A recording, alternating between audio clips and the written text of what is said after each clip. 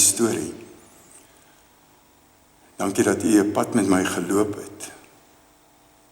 En dankie dat ek weet, dit maak nie saak waar dit begin nie, maar dat dit saak maak, wat glo ek vandag?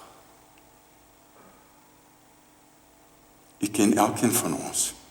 U weet waar die eerste ontmoeting met U was.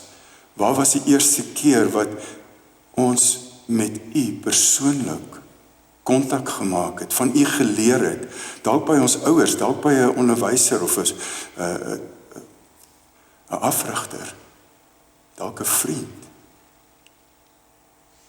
dalk selfs by 'n kind vir die eerste keer gehoor het.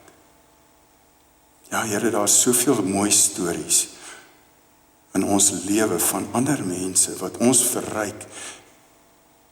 Here, ek bid vir elkeen op hierdie Pinksterdag, dat ons net weer opnuut bewus mag wees, dat ons niks uit eie krag doen nie, maar dat U vir ons vul met krag en liefde en selfbeheersing.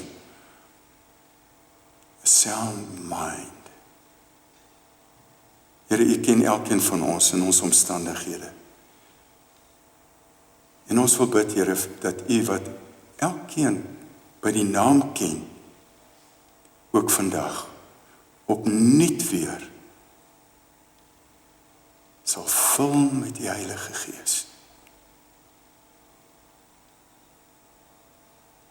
Kom seën hierdie gemeente, soos wat U die vroeë kerk ook geseën het. Amen. Pieter.